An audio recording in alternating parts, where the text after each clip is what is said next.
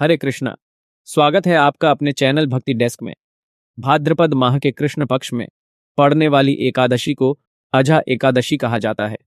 इस दिन व्रत रखकर भगवान विष्णु की पूजा करने का विधान है। अजा एकादशी के दिन पूजा का संपूर्ण फल तभी प्राप्त होता है जब इससे संबंधित कथा का श्रवण किया जाता है, इसलिए इस दिन यह व्रत कथा जरूर सुने।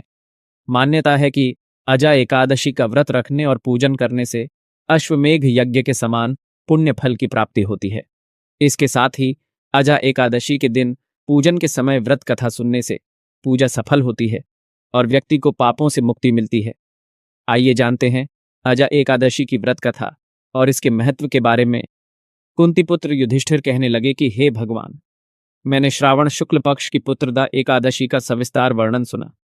अब आप कृपा करके मुझे भाद्रपद माह के कृष्ण पक्ष की एकादशी के विषय में भी बतलाइए कि इस एकादशी का क्या नाम है, व्रत करने की विधि तथा इसका महात्म्य क्या है, कृपा करके कहिए।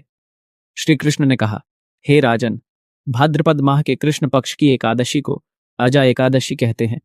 इसका व्रत करने से सभी पाप नष्ट हो जाते हैं। अब आप इसकी कथा सुनिए। प्राचीन काल में हरिश्चंद्र नामक एक चक्रवर्ती राजा राज्य करता था। राजा अत्यंत धार्मिक और प्रजावत्सल था। राजा की धर्मनिष्ठा और सत्यव्रत पालन की चर्चा सिर्फ पृथ्वी लोक में ही नहीं अपितु स्वर्ग लोक में भी फैली हुई थी। लेकिन काल का चक्र ऐसे घुमा कि राजा हरिश्चंद्र के जीवन में अकल्पनीय परिवर्तन आ गया। राजा को किसी कर्म के वशीभूत होकर अपने राज्य से विलग होना पड़ा, और इतना ही नहीं, उनकी सत्यनिष्ठा की परीक्षा हेतु उन्हें अपनी पत्नी, पुत्र तथा स्वयं को बेचना पड़ा। यहाँ तक कि एक समय के महान चक्रवर्ती सम्राट राजा हरिश्चंद्र को शमशान के संरक्षक एक मलेच्छ का दास बनना पड़ा। इस मलेच्छ ने अपने सेवक बने राजा को मृत शरीरों के ऊपर से कपड़े एकत्रित करने का कार्य सौंपा था। इतना अधम कार्य करने के बाद भी राजा किसी प्रकार से सत्य से विचलित नहीं हुआ। कई बार राजा चिंता के समुद्र में डूबकर अपने मन में विचार करने लगता कि मैं कहाँ जाऊं, क्या करूं जिससे मेरा उद्धार हो। इस प्रकार राजा को कई वर्ष बीत गए। एक दिन राजा इसी चिंता में बैठा हुआ था कि गौतम ऋषि आ गए। राजा ने उन्हें देखकर प्रणाम किया और अपनी सारी दुख भरी कहानी कह सुनाई।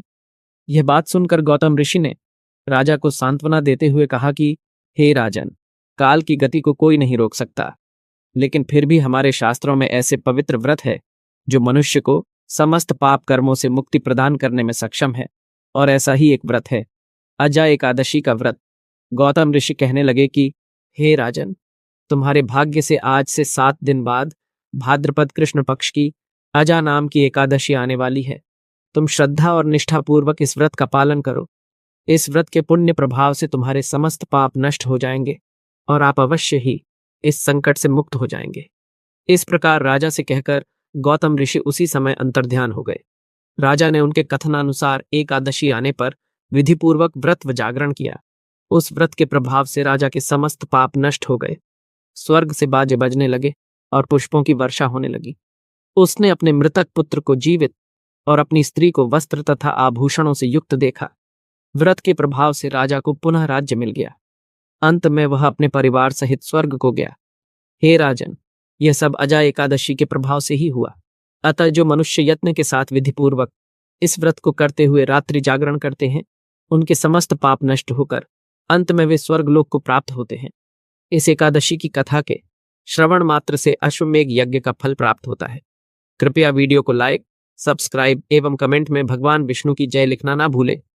बोलो भगवान श्री हरि नारायण की जय।